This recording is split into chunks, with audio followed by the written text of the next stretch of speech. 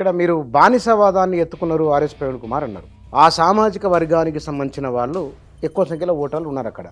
మరి వాళ్ళు అట్టయితే మీకు ఓటు వేయరు కదా. ఎటువంటి స్థిరత్వం లేని వ్యక్తికి ప్రజలు మతిస్థిమితం లేని వ్యక్తిగా చూస్తున్నారు తప్ప నాగర్ కర్నూలు పార్లమెంట్ అభ్యర్థిగా చూడట్లేదు. ఆయన కాంగ్రెస్ పార్టీ ఇస్తానని చెప్పి ఇవ్వలేదు, బీజేపీ ఇస్తాన్నది, వర్గీకరణ చేస్తానని గ్యారంటీ ఏమిటి? 80 లక్షల జనాభా ఉన్న మాదిగలకు ఒక్క అవకాశం కూడా ఇవ్వని కాంగ్రెస్ పార్టీ మీద బీజేపీ నిరుద్యోగులు ఉన్నారు, వారికి మీరు ఇచ్చే ఒక అభయం కానీ హామీ కానీ? భారతీయ జనతా పార్టీ మేనిఫెస్టోలో రాబోయే 5 ఏళ్లలో 10 కోట్ల మంది మహిళలకు ఒక అతను ఎత్తుకోవడానికి దళిత ఎజెండా ఉన్నది, ఇంకొక అతనికి ఎత్తుకోవడానికి మార్పు కోసం అని ఉన్నది. మరి మీ నరేషన్ ఏమిటి? మీరేం చెప్తున్నారు జనానికి? మాది మోడీ ఎజెండా. ఈ 10 సంవత్సరాలు చూసిన ట్రైలర్ మాత్రమే. రాబోయే 5 సంవత్సరాలు సినిమా ఉంటుంది.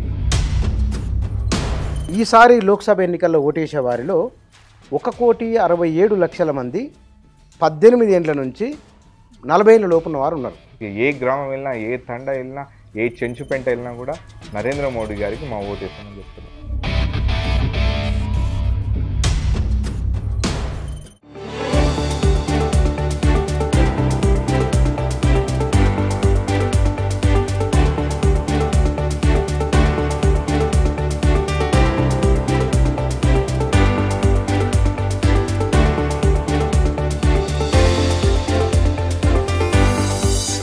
నమస్తే. తెలంగాణలో భారతీయ జనతా పార్టీ ఎదగాలని, బలపడాలని తీవ్రంగా ప్రయత్నం చేస్తున్నది. ఈసారి లోక్సభ ఎన్నికల్లో వీలైనన్ని ఎక్కువ సీట్లు గెలుచుకోవాలనేది దాని ప్రధానమైన ఉద్దేశం. బహుశా సౌత్ మిషన్ కూడా ఒకటి తీసుకున్నారు వాళ్ళు. నరేంద్ర మోడీ, అమిత్ షా, నడ్డా వారందరూ ఇంతకు మునుపటి కంటే ఎక్కువ సభల్లో పాల్గొంటున్నారు, ఎక్కువ విషయాలు మాట్లాడుతున్నారు. బీజేపీ నిజంగానే తన శక్తి ఏమిటి, ఎన్ని నియోజకవర్గాల్లో గెలిచే అవకాశం ఉన్నది, క్షేత్రస్థాయిలో ప్రజల ఆలోచన ఏమిటి తెలుసుకుందాం. మన దగ్గర బీజేపీ అభ్యర్థిగా నాగర్ కర్నూలు నియోజకవర్గం నుంచి బరిలో ఉన్న భరత్ ప్రసాద్ నాయుడు ఉన్నారు, వారితో మాట్లాడదాం. నమస్కారం అండి భరత్ ప్రసాద్ గారు. ఎట్లా నడుస్తుంది ప్రచారం? చాలా బాగుందండి పబ్లిక్లో. ఇది నరేంద్ర మోడీ ఎన్నికలు కాబట్టి ప్రజలందరూ కూడా చాలా యాక్టివ్గా, ఈసారి మేము ఎన్నుకునేది నరేంద్ర మోడీని కాబట్టి ప్రజలందరూ బీజేపీకి చాలా పాజిటివ్గా ఉన్నారు. నేను మీ గురించి తెలుసుకున్న నాగర్ కర్నూలు తెలిసిన వాళ్ళతో మాట్లాడి చాలా స్మూత్గా మాట్లాడడం, చాలా పబ్లిక్లో కలవడం వరకు ఓకే ఉంది, కానీ పంచు డైలాగులు ఉండాలి, సంచలనాలు మాట్లాడాలి, అది లేకుండా మీరు చాలా స్మూత్గా అన్న, అక్క, తమ్మి అని పోతే ప్రజలకు రీచ్ అవుతారా అనేది ఒకటి ఉంది. మరి ఏ నాయకుడైనా ప్రజల నుంచే వస్తాడు కాబట్టి ప్రజలకు నాలా ఉంటున్నాను, నిజాయితీగా ఉంటున్నాను, ప్రజలే దాన్ని అర్థం చేసుకుంటారు. ఇప్పుడు పంచ్ డైలాగులు వచ్చిన వాళ్ళు ఆ పంచ్లోనే కొట్టుకుపోతున్నారు కాబట్టి లాంగ్ రన్లో ఉండాలంటే నాన్నగారు 30 సంవత్సరాలుగా మీ అందరికీ తెలుసు రాజకీయాల్లో ఉంటూ పక్క కాన్స్టిట్యున్సీలో గుర్తుపట్టకపోయినా అక్కడి ప్రజలు సొంత కుటుంబ సభ్యుడిలా తన్ని తీసుకున్నారు. అదేవిధంగా తను చూస్తూ పెరిగిన ప్రజలతో మనం ఎంత మమేకమైతే వాళ్ళ బాధలు మనకు అంత బాగా అర్థమవుతాయి. అదేవిధంగా వాళ్ళు మనల్ని అర్థం చేసుకుంటారు, మనకు చెప్పుకుంటారు, మనం కూడా సమస్యను పరిష్కారం చేయడానికి ఒక అవకాశం కల్పిస్తారు. కాబట్టి ఈరోజు ప్రజలతో ఎంత దగ్గరగా ఉంటే వాళ్ళకి అంత ఎక్కువగా సేవ చేసే అవకాశం ఉంటుంది. నేను గడిచిన 20-23 సంవత్సరాలుగా చూస్తున్నాం. పి రాములు అని అంటే కనుక ఏ వివాదం లేకుండా ఉన్న నాయకుడు. మీరే అన్నారు పక్క నియోజకవర్గం వదలకపోవచ్చు కానీ వీళ్ళకి తెలుసు అని. ఆయన ఎక్కువ సంచలనాలు చేయకపోయినా, భారీ డైలాగులు చెప్పకపోయినా, బాగా డబ్బులు పంచిండని ఎక్కడ వినలేదు మేము. అయినా గెలవడానికి ఏం సూత్రం అప్లై చేసిండు మీ నాన్న? ఏం చేయింది, మ్యాజిక్ ఏమిటి? నిజాయితీతో, నిబద్ధతతో పనిచేస్తున్నాం. కాన్స్టిట్యున్సీలో అచ్చంపేటలో గత 30 సంవత్సరాలుగా పనిచేస్తున్నప్పటికీ ఏ రోజు కూడా ఏ వివాదానికి పోలేదు, ఏ కాంట్రాక్టర్ దగ్గరికి వెళ్ళలేదు, ఏ అధికారి దగ్గరికి వెళ్ళలేదు. కేవలం ప్రజలు, వారి సమస్యలు, దాని పరిష్కారం అంతవరకే ఉన్నదనే ప్రజలు కూడా, అచ్చంపేట ప్రజలు కూడా ఎంతో ప్రేమతో వాళ్ళు రిసీవ్ చేసుకోవడమే కాదు, ఈరోజు 3 సార్లు ఎమ్మెల్యేగా, ఒకసారి మంత్రిగా, ఒకసారి ఎంపీగా రాజకీయ చరిత్రలో ఇంత స్మూత్గా ఉన్న వ్యక్తి, ఇంత మంచి వ్యక్తి ఉన్న వాళ్ళు ఎవరూ లేరని రాష్ట్ర వ్యాప్తంగా ఆయన మంచి పేరు గడించారు. ఇప్పుడే కాదు, ఉమ్మడి ఆంధ్రప్రదేశ్లోనే ఆయన మంత్రిగా చేసిన అనుభవం ఆయనకుంది. పెద్ద పెద్ద నాయకులతో కలిసి పనిచేశారు. అయినప్పటికీ ఆయన డౌన్ టు ఎర్త్ ఉండడం, ఆయన చూసి చాలా విషయాలు నేర్చుకున్నాను ఆయన ద్వారా.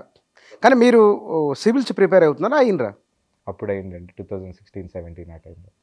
సివిల్స్ ప్రిపేర్ అవుతున్నారు కదా, రాజకీయాల వైపు ఎందుకు? ఉన్నత విద్యావంతులు బాగా చదువుకున్నారు. ఇప్పుడు 2 ఆప్షన్స్ ఉన్నాయన్న. ఒకటి ప్రజలకు సేవ చేయాలంటే ఒకటి పాలిటిక్స్ చేయాలి, రెండు అడ్మినిస్ట్రేషన్ వైపు వెళ్ళాలి. పాలిటిక్స్ నాన్న చూస్తున్నాం, నాన్న గెలిచినప్పుడు చూసాం, నాన్న ఓడిపోయినప్పుడు చూసాం. ఈ రెండు రకాలుగా చూసినప్పుడు అడ్మినిస్ట్రేటివ్ ఆప్షన్ కూడా మనకు ఉండింది. అడ్మినిస్ట్రేటివ్ సైడ్ వెళ్ళడానికి కోసం సివిల్ సర్వీసెస్ని చూస్ చేసుకొని సివిల్స్ ప్రిపేర్ అవుతుండే. కానీ 2019లో ఎంపీగా నాన్నగారికి అవకాశం రావడం, ఆయన కోసం నేను 7 నియోజకవర్గాల్లో పనిచేయడం, దాని తర్వాత నా చురుకుతనం, నా రాజకీయ అవగాహన చూసి నాకు జెడ్పీ చైర్మన్గా అవకాశం వస్తుంది అనుకొని నాగర్ కర్నూల్ పార్లమెంట్లోని నాగర్ కర్నూల్ జిల్లాలో కల్వకుర్తి జెడ్పీటీసీగా పోటీ చేయడం జరిగింది.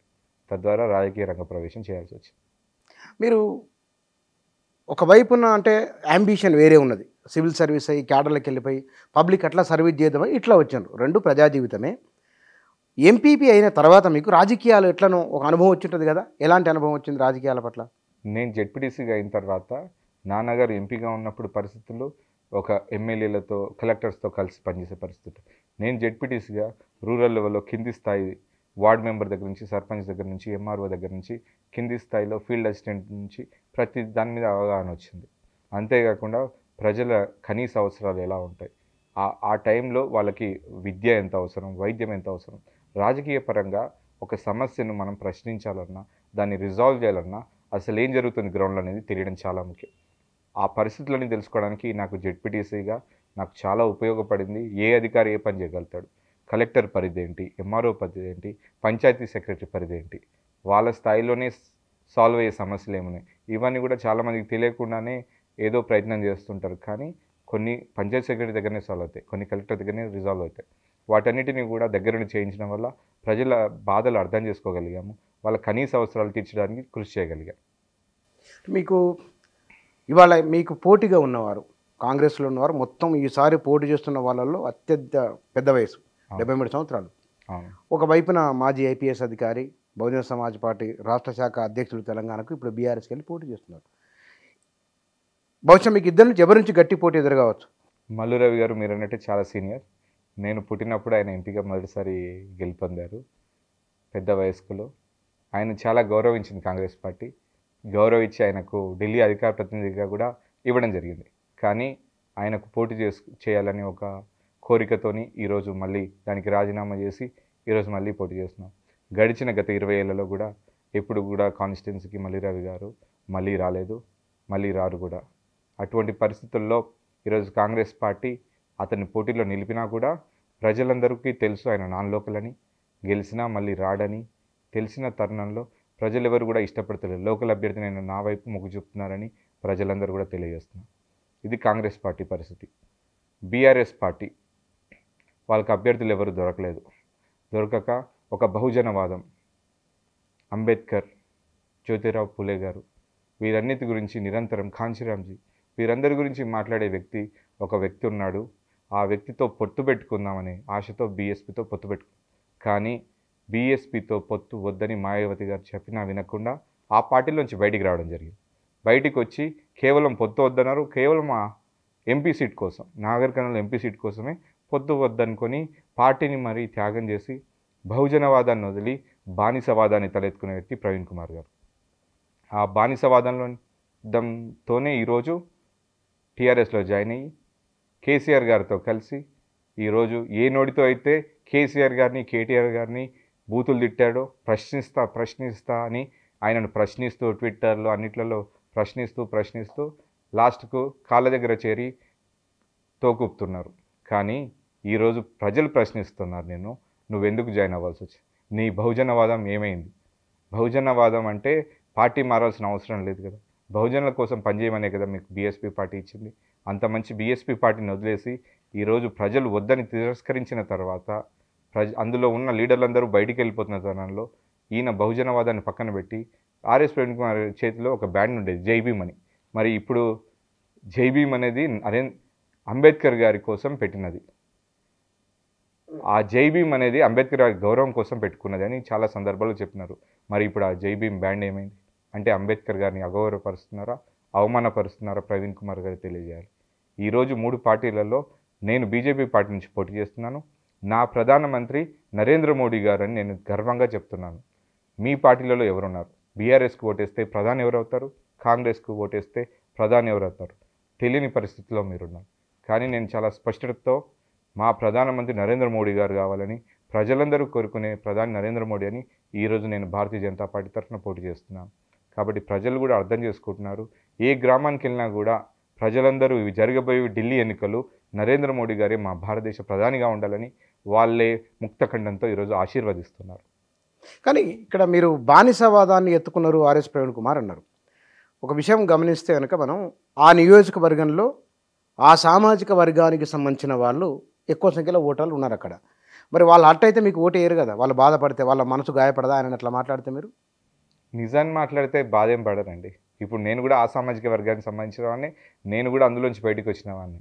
బానిసగా బతకలేక, ఆత్మగౌరవాన్ని చంపుకోలేక ఈరోజు ఒక ఎంపీ కొడుకుగా ఉన్నప్పటికీ జెడ్పీటీసీ గారు రాజీనామా చేసి బయటికి వచ్చిన ఆత్మగౌరవం కోసమే తెలంగాణ సాధించుకున్నాం ఈరోజు.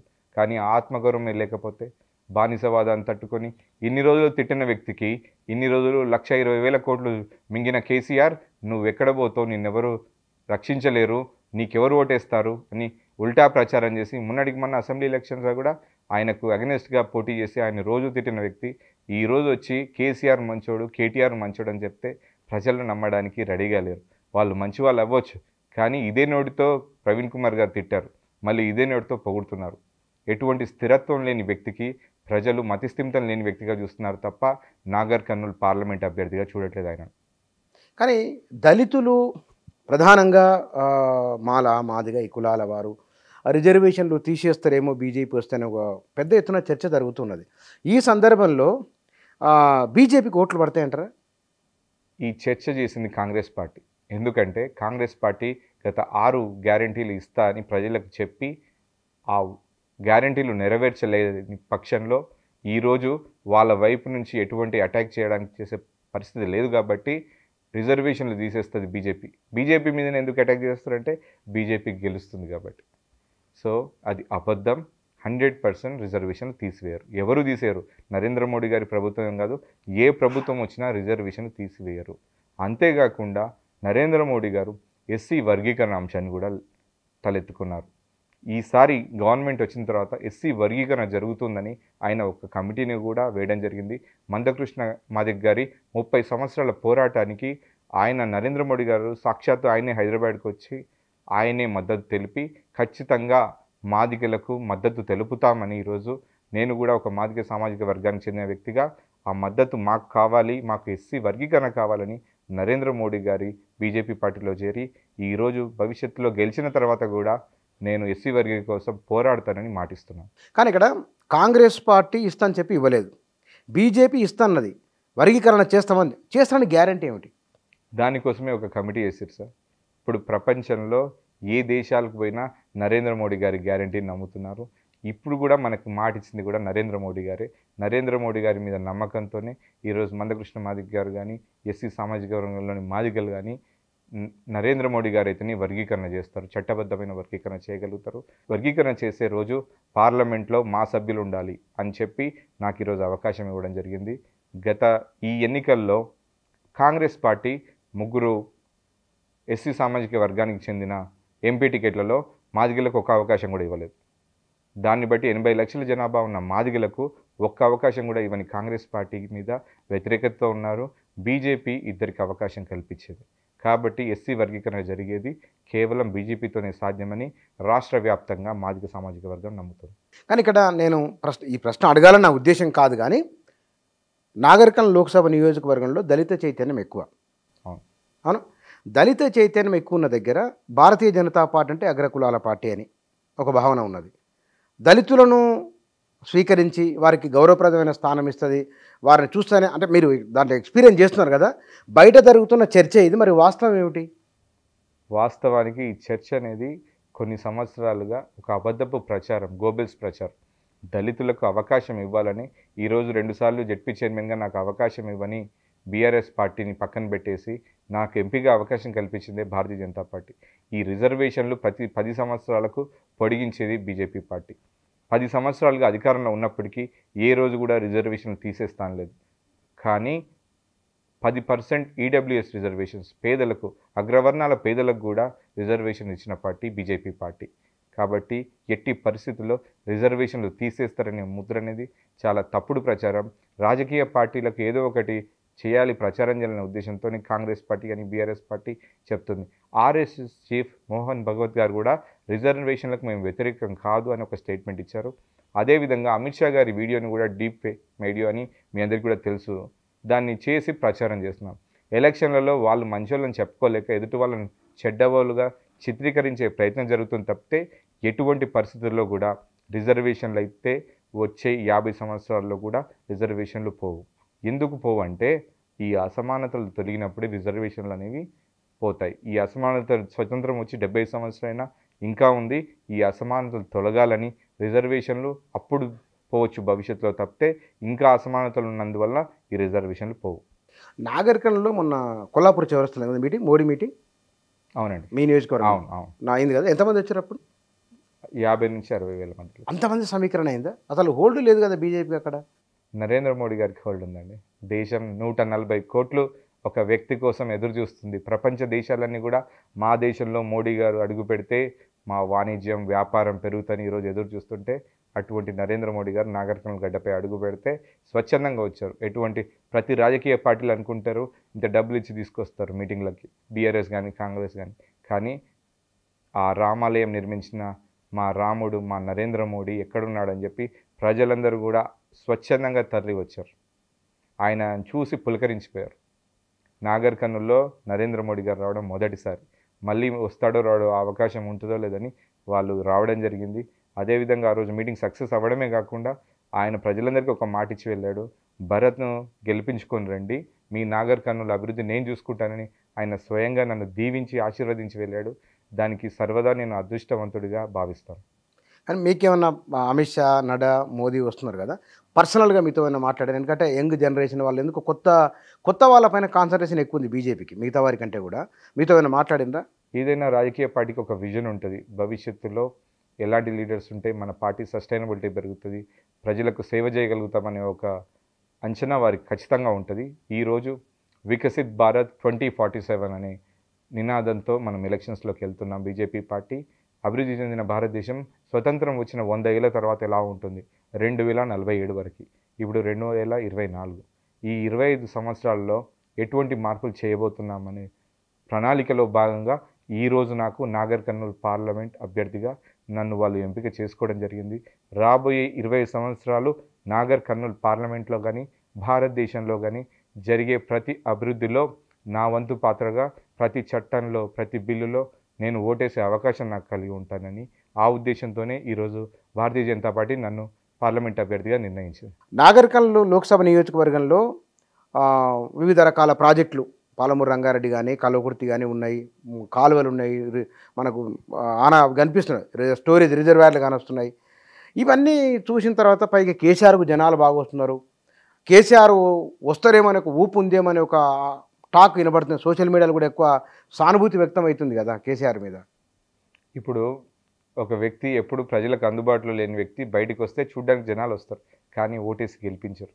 అంతేందుకు సార్, మీకు తెలిసినట్టు ఇంతకుముందు కామారెడ్డిలో కూడా కేసీఆర్ గారు నిలబడ్డారు, కానీ ఓడగొట్టారు. అప్పుడు కూడా చాలా జనం వచ్చారు, అందరూ కూడా గెలుస్తారు అన్నారు. ఆయన ఇంటి పక్కన ప్రాజెక్ట్, ఆయన ఫామ్ హౌస్ పక్కన ఉన్న ప్రాజెక్టుకి కూడా నీళ్లు తెచ్చుకొని మొత్తం నీళ్లు వరద కురిపించినా కూడా ప్రజలు ఆయనను ఓడగొట్టారు. ఇక్కడ సమస్య ఏంటంటే ప్రజలు అహంకారంతో ఉన్న వాళ్ళని దూరం పెడతారు, ఆత్మీయతతో ఉన్న వాళ్ళని దగ్గర చేసుకుంటారు. మా ఎమ్మెల్యే ఓడిపోవాలి అని ప్రజలందరూ అనుకున్నారు, తిరస్కరించారు. బీఆర్ఎస్ పార్టీని తిరస్కరించి పక్కన పెట్టారు. ఇది చావో రేవో. ఇంతకుముందు లాగానే చావు ఎట్లయిందో ఇప్పుడు కూడా అదే పరిస్థితి ఉంటుంది. బీఆర్ఎస్ పార్టీకి ఒక్క సీట్ కూడా ఈ లోక్సభ ఎలక్షన్లో రాదు, ఒక్కటి కూడా రాదు. అంటే మీరు ఏ అంచనా చెప్తున్నారు రాదు, ఒకటి కూడా రాదని? బీఆర్ఎస్కి ఓటు వేయడం వల్ల ఏం లాభం ఉంటుంది, వాళ్ళ ఓటుకి ఏం విలువ ఉంటుంది? ఇప్పుడు మా పార్టీకి ఓటేస్తే నరేంద్ర మోడీ గారు ప్రధానమంత్రి అవుతారు, మేము కావాల్సిన అభివృద్ధి పథకాలు తీసుకొస్తాం. అంతెందుకు అన్న, మీకు తెలుసు గత 10 సంవత్సరాల్లో బీఆర్ఎస్ పార్టీ ఎమ్మెల్యేలు తప్ప వేరే ఎమ్మెల్యేని కేసీఆర్ గారు సెక్రటరియట్కి రానిచ్చేవాళ్ళ? మీకు అందరికీ తెలిసిందే కదా, ఎవరిని కూడా రానియకపోయేవాళ్ళు. అటువంటి నియంత పాలన చేసిన తర్వాత ఈరోజు వేరే పార్టీ ఎంపీ అభ్యర్థులకు కేంద్రంలో నిధులు కేటాయించడం కొంచెం తక్కువ ఉంటుంది. అదేవిధంగా మేము ఇప్పుడు వెళ్ళి కేంద్రంలో బీజేపీ అధికారంలో ఉంటుంది, ఇక్కడ బీజేపీ అభ్యర్థి గెలిస్తే మా ప్రాంతాన్ని మేము అభివృద్ధి చేసుకోవడానికి అవకాశం ఎక్కువగా ఉంటుంది. గట్టి నమ్మకంతో ఉన్నారు. ఖచ్చితంగా ఇప్పుడు ఒక నిశ్శబ్ద విప్లవం జరుగుతుంది నాగర్ కర్నూల్ పార్లమెంట్లో. ఆ నిశ్శబ్దం ఎంత శబ్దం చేస్తుందో జూన్ 4వ తేదీన తెలుస్తుంది. రిజల్ట్ రోజున మళ్ళీ మీకు ఇంటర్వ్యూ ఇస్తాను. గెలిచిన తర్వాత ఇప్పుడు ఎంపీ అభ్యర్థిగా ఉన్నాను కదా, గెలిచి ఎంపీ అయిన తర్వాత మళ్ళీ మీతో ఇంటర్వ్యూ ఇస్తాను. కానీ మల్లు రవి ఉన్నాడు అక్కడ, చాలా సీనియర్ మోస్ట్ అధికార పార్టీ. ఎవరైనా నేను కూడా మల్లు రవి గారు కూడా నా ఏజ్ నుంచే ఒక ఫ్రెష్ క్యాండిడేట్గానే అనుభవమైన వ్యక్తిగా సీనియర్ క్యాండిడేట్గా వచ్చారు. నేను కూడా ఇప్పుడు ఒక ఫ్రెష్ క్యాండిడేట్గానే వస్తున్నాను. ప్రజలందరూ కూడా నరేంద్ర మోడీ గారి నాయకత్వం కావాలి, రాములు గారి కొడుకు నిలబడ్డాడు, భరత్ నిలబడ్డాడు అని ఒక పాజిటివ్ ఇంటెంట్తో ఉన్నది. దాన్ని చెడగొట్టడానికి సోషల్ మీడియాలో అవి ఇవి అంటున్నా కూడా నేను పట్టించుకోను. ఎందుకంటే నేను సోషల్ మీడియాలో సేవ చేయడానికి రాలేదు, ప్రజల అవసరాలు తీర్చడానికి ఈరోజు ప్రజల్లోకి వెళ్ళిన లీడర్ని. కాబట్టి ఖచ్చితంగా నేను గెలిచి జూన్ 4లో మళ్ళీ మీకు ఇంటర్వ్యూ ఇస్తాను. కానీ ఇక్కడ థ్యాంక్ యూ. ఈసారి లోక్సభ ఎన్నికల్లో ఓటేసే వారిలో 1,67,00,000 మంది 18 ఏండ్ల నుంచి 40 ఏళ్ళ లోపున్న వారు ఉన్నారు.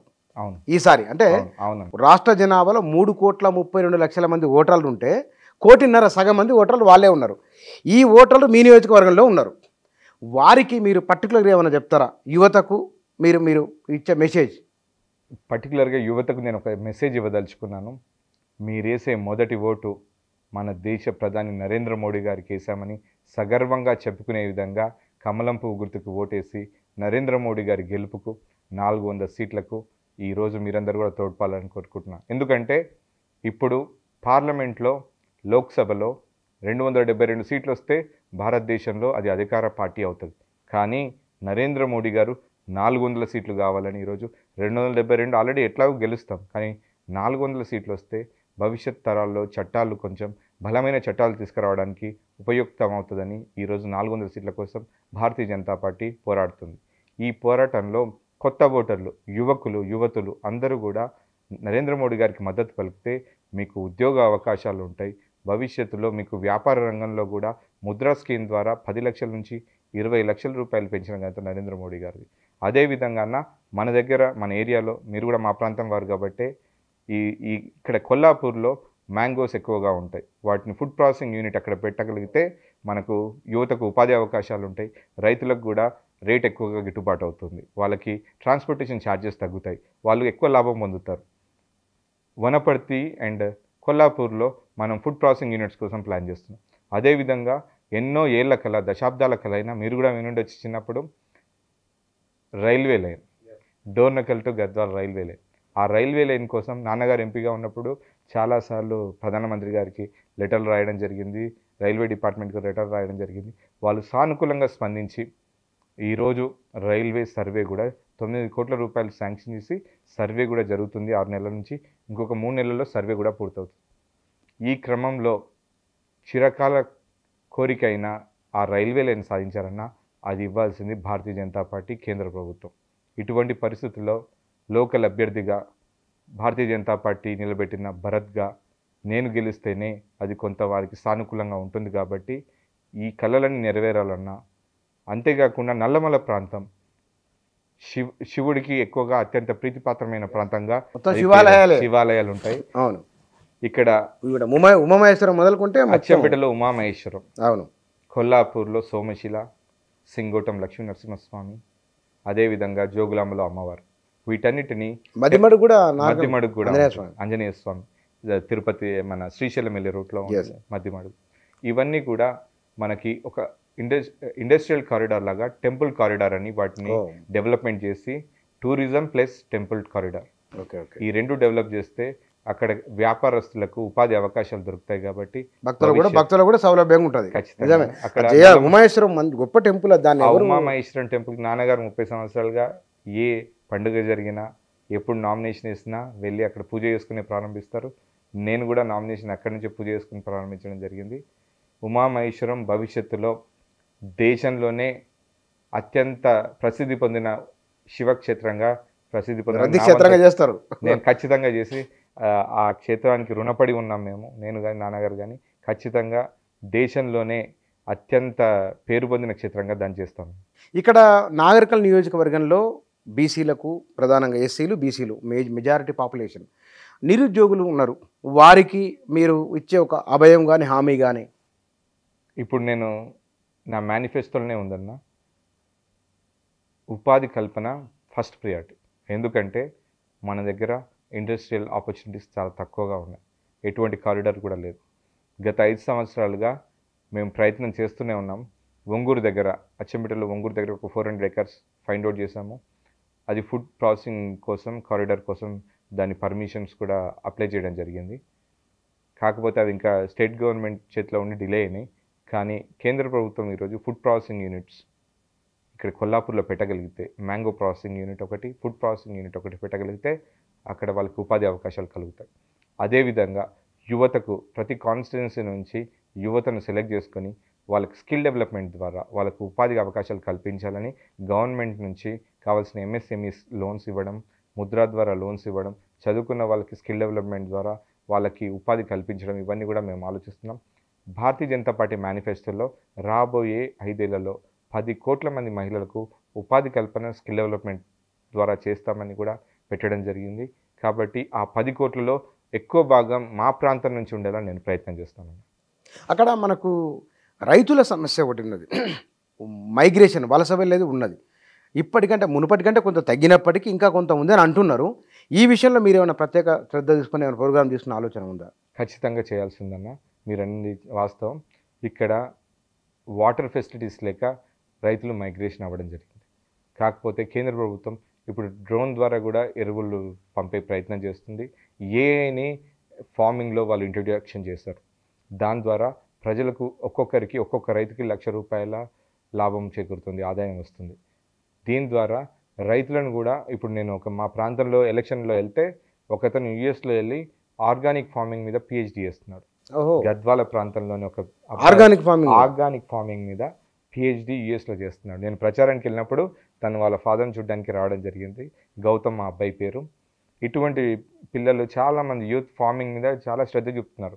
వాళ్ళందరినీ కలిపి FPOస్ని డెవలప్ చేసి కేంద్ర ప్రభుత్వం FPOస్కి చాలా ప్రోత్సాహకాలు ఇస్తుంది. వాటి ద్వారా ఈ రైతాంగానికి అడ్వాన్స్ టెక్నాలజీస్ నేర్పి రైతులను కాపాడుతూ వారి ఆదాయాన్ని రెట్టింపు చేసే ప్రయత్నం చేస్తాం. కానీ ఇక్కడ మనం ఆలోచించిన మరొక విషయం అంటే మీ నియోజకవర్గం నాగరికలు ఒకటే కాదు, కొత్త తరం వాళ్ళు రాజకీయాల పట్ల పెద్ద ఆసక్తి, ఏ రాజకీయ నాయకులు అంత ఇంతేలే పట్టించుకుంటారు, మనం ఏదో ఒక రకమైన నైరాశ్యం, వైరాగ్యంలో కనబడతాయి అక్కడక్కడ. అట్లాంటి మీకు ఏదో తారసపడ్డారు ప్రచారంలో? చాలా ఉంటుందన్న. ఇప్పుడు ఒక పరిధి, ఒక రాజకీయ నాయకుడు మోసం చేస్తే నెక్స్ట్ ఉండే వాళ్ళంతా రాజకీయం మీదనే విరక్తి పొందుతారు. ఎవరు వచ్చినా వీళ్ళు ఇట్లాంటి వాళ్ళే అనే ఒక ఒపీనియన్ క్రియేట్ అవుతుంది. అదే ఒక మంచి వ్యక్తిని చూస్తే అందరూ మంచి వాళ్ళే అనే ఒక ఉద్దేశం కలుగుతుంది. ఆ రెండో దాంట్లో ఉండే మంచి వ్యక్తుల జాబితాలో నేను ఉండాలనుకుంటున్నాను. మా ఎంపీ మంచోడు, వాళ్ళ నాన్న ఇంకా మంచోడు అనే పేరు ఇప్పుడు ప్రస్తుతానికి ఉంది. రాములు గారి పేరు మీకు తెలిసిందే. అటువంటి కోవలో చెంది 30 సంవత్సరాలుగా మీరన్నట్టు ఏ సెన్సేషనల్ ఇంటర్వ్యూస్ లేవు, ఎవరి దగ్గర అద్భుతమైన పైరవీలు చేయలేదు. కానీ ప్రజల ప్రేమను తీసుకొని ఈరోజు రాజకీయాల్లో డబ్బులు కాదు, కోట్లు కాదు, ప్రజల ప్రేమే ముఖ్యమని ఈరోజు నిరూపించిన నాయకుడు పొత్తుగంటి రాములు గారు. ఆయన కొడుకుగా, ఆయన వారసుడిగా రాజకీయాల్లో అందరూ మీరు రాజకీయ వారసులుగా వచ్చిరని అంటారు. ఖచ్చితంగా ఆయనలాగా సేవ చేయడంలో నేను వారసుడిగానే పనిచేస్తానని తెలియజేస్తాను. మంచి సమాధానం తీసుకున్నా, బాగుంది. మీ నియోజకవర్గం మొత్తం తిరిగి వచ్చారా? 7 నియోజకవర్గాలు తిరుగుతున్నాను. మొత్తం ఒక రౌండ్ అయిపోయిందా? ఒక రౌండ్ అయిపోయింది, సెకండ్ రౌండ్ నడుస్తుంది. సెకండ్ రౌండ్ నడుస్తుంది. ఎండలు చాలా ఎక్కువ ఉన్నాయి. మీ నోటీస్కి వచ్చిన ప్రధానమైన సమస్య ఏమున్నది నాగరికల్ కాన్స్టిట్యున్సీలో? రైల్వే లైన్ ఎక్కువ ఉండిందన్న. కోరిక ఉంది. రైల్వే లైన్ కోరిక, సమస్య కాదు, కోరిక ఉంది. అదేవిధంగా నేషనల్ హైవేస్ డెవలప్మెంట్ కూడా ఉండింది. మనం మంత్రాలయం టు కొత్తకోట వరకు ఒక నేషనల్ హైవే. ఇంతకుముందే నాన్నగారు ఎంపీగా ఉన్నప్పుడే Kalwakurthy to Tirupati national highway 167Kని 2000 కోట్లతో ఆయన శాంక్షన్ చేయించి వర్క్స్ కూడా స్టార్ట్ అవుతున్నాయి. అందులో భాగంగానే సోమశిల నుంచి ఒక ఐకానిక్ బ్రిడ్జ్ స్టార్ట్ అవుతుంది. అది కూడా ఇప్పటి నుంచో లాంగ్ పెండింగ్ది. నాన్నగారి పీరియడ్లోనే అది శాంక్షన్ అయింది. 1000 కోట్ల రూపాయలతో జరుగుతుంది. రాష్ట్రంలో ఏ ఎంపీ కూడా సాధించలేని నిధులు నాన్నగారు ఎంపీగా ఉన్నప్పుడు నాగర్ కర్నూల్ పార్లమెంట్కి వేరే పార్టీలో ఉన్నప్పటికీ సాధించగలిగారు. భవిష్యత్తులో అదే అధికారంలో ఉండే పార్టీలో ఉండి అదే పార్టీ ఎంపీ అభ్యర్థిగా నేను గెలిచిన తర్వాత ఇంకిన్న నిధులు తీసుకురావడానికి, యువతకు ఉపాధి అవకాశాలు కల్పించడానికి ఖచ్చితంగా కృషి చేస్తాం. కానీ ఆయన ఎక్కడ చెప్పుకోలేదు కదా ఏం చేసినా. ప్రజలకు తెలుసన్న, చెప్పుకోవడానికి టైం వేస్ట్ అవుతుంది. మనం మాటలు తక్కువ, పని ఎక్కువ ఉంటుంది ఆయనది. కాబట్టి ఎప్పుడు కూడా ఆయన మాటలకు మీరు యూట్యూబ్లో కొట్టినా కూడా ఆయన ఇంటర్వ్యూస్ కూడా దొరకవు మీకు. లేవు. దొరకవు. మీది కూడా ఫస్ట్ ఇంటర్వ్యూ అనుకుంటాను ఇది. నాది కూడా ఉండదు. మాకు పని చేయడమే అలవాటు. మాటలు చెప్పుకుంటూ పోతే ప్రజలు గమనిస్తూ ఉంటారు మన మాటలు కరెక్టా, మన పని కరెక్టా అని. మన పని కరెక్ట్ అయినప్పుడు ప్రజలే దాని గురించి మాట్లాడుకుంటారు. బాగుంది. అంటే పని చేయాలి తప్ప మాటలు అవసరం లేదు. అంతే. మీరు ఎక్కడ మాట్లాడలేదు కదా, ప్రచారంలో మాట్లాడింది తప్ప ఏటీవీలో ఇంతవరకు మాట్లాడలేదు. మీరు మా ప్రాంతం వారని ప్రేమతో మాట్లాడారు. అదే నేను మీకోసం మీ ఇంటర్వ్యూ కోసం నేను 5-6 సార్లు అడిగిన, కానీ మీ వాళ్ళు ఎవరో మాట్లాడి తర్వాత చూద్దాం తర్వాత చివరికి అయితే దొరికిరు, మాట్లాడుతున్నాం. సంతోషం. Thank you. ఈసారి లోక్సభ ఎన్నికల్లో భరత్ కుమార్ గెలిస్తే కనుక నాగరికంలో రైల్వే లేని తప్ప ఇంకేమైనా ఉంటే చెప్పండి. ఇది చాలా అద్భుతంగా చేస్తాని మీరు ఇచ్చే హామీ ఒకటి. ఈ సమస్య ఇన్ని రోజులు ఎవరూ పట్టించుకోలేదు, ఇక ఇతను చేయగలిగిండు అనేది ఏమున్నాయి 2 చెప్పండి మీ నియోజకవర్గ ప్రజలకు. నేషనల్ హైవేస్ డెవలప్మెంట్ అన్న భారత్ మాల స్కీమ్ కింద నేషనల్ హైవే డెవలప్మెంట్ చేస్తాము. అదేవిధంగా ప్రసాదం స్కీమ్ ఆల్రెడీ ఉంది. గద్వాల్ జోగులాంబ అమ్మవారికి ఇప్పుడు 100 కోట్ల రూపాయలు శాంక్షన్ అయినాయి. అందులో 37 కోట్ల రూపాయలు ఆల్రెడీ ఖర్చు చేశారు. మిగతా 70 కోట్ల రూపాయలు అలానే ఉన్నాయి. ఆ టెంపుల్ని డెవలప్ చేయడంతో పాటు ఇందాక మీకు చెప్పినట్టుగా టెంపుల్ టూరిజం డెవలప్ చేయాలనుకుంటున్నాం. బాగుంటుంది. This is social revolution. మనం టెంపుల్స్ ప్లస్ టూరిజం 2 డెవలప్ చేస్తే సోషల్ రెవల్యూషన్ అయ్యి అన్ని ప్రాంతాల వాళ్ళు, అన్ని కులాల వాళ్ళు కూడా ఆ టెంపుల్స్ ద్వారా ఆదాయం పొందే అవకాశం ఉంటుంది, ఉపాధి కల్పన పొందే అవకాశం ఉంటుంది. అదేవిధంగా ఈరోజు యువత చాలామంది చదువుకున్నప్పటికీ, డిగ్రీలు ఉన్నప్పటికీ సరైన స్కిల్ డెవలప్మెంట్ లేక, ఉద్యోగ అవకాశాలు లేక వాళ్ళు వలసపోయి కూలీలుగాను ఏదో చిన్న చిన్న ఉద్యోగాలను అడ్జస్ట్ అవుతున్నారు. అలా అవ్వకుండా ఈరోజు నరేంద్ర మోడీ గారి స్కిల్ డెవలప్మెంట్ సెంటర్స్ పెడతాము ప్రతి డిస్ట్రిక్ట్లో అని ఆయన మేనిఫెస్టోలో చెప్పడం జరిగింది. అది చెప్పకముందే నేను ప్లాన్ చేసుకున్నాను. యాక్చువల్లీ కొన్ని ప్రైవేట్ కంపెనీస్ని తీసుకొచ్చి ఇక్కడ స్కిల్ డెవలప్మెంట్ ఇచ్చి వాళ్ళని ఉద్యోగస్తులుగా మార్చాలనుకుంటున్నాను. ఏ కుటుంబం కూడా వాళ్ళ కుటుంబంలో నిరుద్యోగి ఉన్నారని చెప్పుకోకుండా వాళ్ళకు ఉద్యోగస్తులుగా చేసి ఆ కుటుంబాన్ని సంతోషంగా ఉంచాలనేది నా కోరిక. మీరు ముగ్గురు అభ్యర్థులు, వయసులో వారిద్దరికంటే మీరు చిన్న అయినప్పటికీ ఆయన సంకల్పం ఉంటే మనిషిని నడిపిస్తుంది. ఒక అతను ఎత్తుకోవడానికి దళిత ఎజెండా ఉన్నది, ఇంకొక అతనికి ఎత్తుకోవడానికి మార్పు కోసమని ఉన్నది. మరి మీ నరేషన్ ఏమిటి, మీరేం చెప్తున్నారు జనానికి? మాది మోడీ ఎజెండా అన్న. మోడీ గారు భారతదేశాన్ని గత 10 సంవత్సరాల్లో ఎటువంటి అభివృద్ధి చేశారో భవిష్యత్తులో అంతకు మించి చేస్తానని ఆయన నోటి వెంటనే ఈ 10 సంవత్సరాలు చేసింది ట్రైలర్ మాత్రమే. రాబోయే 5 సంవత్సరాలు సినిమా ఉంటుంది. భవిష్యత్తులో మనమందరం కూడా భారతదేశం గర్వించే స్థాయికి ఆర్థిక వ్యవస్థలో 11వ స్థానం నుంచి 5వ స్థానానికి పాకాం. ఇంతకుముందు ఎప్పుడు కూడా ఇటువంటి పరిస్థితి లేకుండే, 6 స్థానాలు ఎగబాకిన పరిస్థితి లేకుండే. ఈసారి గెలిస్తే అది 3వ స్థానానికి వెళ్తామని నరేంద్ర మోడీ గారు చెప్పిన గ్యారంటీయే నా గ్యారంటీ. అదే ఎజెండాతో ఆయనతో కలిసి పనిచేయాలనే అదృష్టం నాకు వరిస్తుందని ప్రజలందరినీ దీవెనలు అడుగుతూ ఈరోజు ప్రతి గ్రామంలో, ప్రతి మండలంలో, ప్రతి జిల్లాలో, మాకు 3 జిల్లాలు ఉన్నాయన్న, ప్రతి జిల్లాలో కూడా పర్యటిస్తున్నాను. ఒక్కొక్క కాన్స్టిట్యున్సీకి ఒక్కొక్క డిఫరెన్సెస్ ఉంటుంది. వాళ్ళ ప్రజల అవసరాలు, నీడ్స్ మారుతూ ఉంటాయి. వాళ్ళంటిని అర్థం చేసుకుంటూ మన కేంద్ర ప్రభుత్వం నుంచి ఎటువంటి పరిస్థితుల్లో వారికి న్యాయం చేయాలనే ఒక ఉద్దేశంతో ప్రతిదీ కూడా నోట్ చేసుకొని ఈరోజు భవిష్యత్తులో వాళ్ళను అడగాలనుకుంటున్నాను. మీరు సభలకు వెళుతూ ఉన్నప్పుడు సాధారణంగా కనపడే ఒకనొక అంశం గత పరిపాలన ఇట్లా ఉన్నది, లేదా ఈ పరిపాలన ఇట్లా ఉన్నది అంటారు కదా, ఏ అంశాన్ని తీసుకొని విమర్శ చేస్తున్నారు? నేను ఎవరిని విమర్శించదలుచుకోలేదు. ఒకటి, నేను ఒక చదువుకున్న వ్యక్తిగా, ఒక యువకుడిగా, భవిష్యత్తు గురించి ఆలోచించే విజన్ ఉన్న వ్యక్తిగా 2 విషయాలు ఉంటాయన్న. ఒకటి సంక్షేమం, 2 అభివృద్ధి.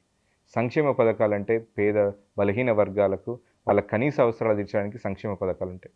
2 అభివృద్ధి, మీకు భవిష్యత్తులో ఎలా ఉండాలి మన భారతదేశంని ఆలోచించడానికి అభివృద్ధి. ఈ రెండిట్లలో ఇప్పుడు మీరు చూడొచ్చు, స్వచ్ఛ భారత్ మిషన్ కింద మరుగుదొడ్లు కడుతున్న నరేంద్ర మోడీ గారే ఈరోజు అభివృద్ధి వైపుగా చంద్రయాన్ను, రాకెట్ని చంద్రుని మీదకి దించారు. ఇప్పుడు సూర్యుడి మీద కూడా వెళ్ళబోతున్నాం. 2 రంగాల్లో సమాంతర అభివృద్ధి చెందడానికి భారతదేశంలో ఉన్న ఆపర్చునిటీస్ ఇంకెక్కడా లేవని బయట దేశం వాళ్ళు కూడా మన దేశానికి వస్తున్నారు. వచ్చి ఈరోజు సమాంతర అభివృద్ధి జరుగుతున్న భారతదేశంలో ఆర్థిక వ్యవస్థ కూడా బలపడుతుంది, ఇండస్ట్రీస్ కూడా డెవలప్ అవుతున్నాయి. ఎక్కడెక్కడి నుంచో విదేశాల నుంచి పెట్టుబడులు పెడుతున్నారు. మన దేశం భద్రతగా ఉండాలా, దేశ భద్రత ఉండాలా అనుకున్న వాళ్ళందరూ కూడా నరేంద్ర మోడీ గారి నాయకత్వం కోరుకుంటున్నారు. తెలంగాణ పట్ల ఒక అవగాహన ఉన్నది కేసీఆర్కు, తెలంగాణ ఏం చేయాలన్న విజన్ ఉన్నది కేసీఆర్కు. రేవంత్ రెడ్డి ఉమ్మడి మహబూబ్నగర్ జిల్లాకు సంబంధించిన వ్యక్తి. ఒకవేళ అటువైపు మొగ్గు ఇటువైపు మొగ్గు చూపుతారో ఏమో అనే ఒక అభిప్రాయం కూడా ఉన్నది. దానికి ఏమంటారు మీరు? ఇవి జరిగే ఎలక్షన్స్ దేశ ఎన్నికలన్నా మీకు ఏం కావాలన్నా మీరు వేసే ఓటు ఆ దేశానికి వెళ్తుంది, నరేంద్ర మోడీ గారికి వెళ్తుంది. ఓటు ఉన్నాయి, నేను గెలిచినా నేను గెలిపించేది నరేంద్ర మోడీ గారిని. డైరెక్ట్లీ అది నరేంద్ర మోడీ గారి ఓటుగానే వెళ్తుందని ప్రజలు గమనించరు. ఈ ఓటు ఈసారి మొన్న కేసీఆర్కి వేసినాం, నిన్న రేవంత్ రెడ్డి గారికి వేసినాం, ఇప్పుడు నరేంద్ర మోడీ గారికి వేస్తామని ప్రజలందరూ కూడా ఏకతాటికి ఏ గ్రామం వెళ్ళినా, ఏ తండ వెళ్ళినా, ఏ చెంచుపెంట వెళ్ళినా కూడా నరేంద్ర మోడీ గారికి మా ఓటు వేస్తామని చెప్తున్నాం. ఈసారి ఎలక్షన్లలో వాళ్ళిద్దరికీ అవకాశం ఇచ్చి చూసినాం, ఈసారి బీజేపీకి అవకాశం ఇస్తాం. మన రాములన్న కొడుకే కదా ఎంపీ అభ్యర్థి అని ప్రజలందరూ దీవిస్తుంటే చాలా సంతోషంగా ఉంది. భరత్ ప్రసాద్ గారు, థ్యాంక్ యూ వెరీ మచ్. వీరు ఈసారి లోక్సభ ఎన్నికల్లో పోటీ చేస్తున్న అతి పిన్న వయస్కుల్లో రెండో వారు. మొదటి వారు కాంగ్రెస్ అభ్యర్థి అయితే రెండో వారు భరత్ ప్రసాద్ గారు. వీరు నాగర్ కర్నూలు లోక్సభ నియోజకవర్గం నుంచి బీజేపీ అభ్యర్థిగా బరిలో ఉన్నారు. తన ప్రచారానికి సంబంధించి, తన గెలుపుకు సంబంధించి, భవిష్యత్తులో తన పార్టీ ఒకవేళ తాము అధికారంలోకి వస్తే ఆ ప్రభుత్వం ఏమేం చేయబోతున్నదో వారికి సంబంధించిన ఆలోచనలు, వారి అభిప్రాయాలు ఇవి. Thank you.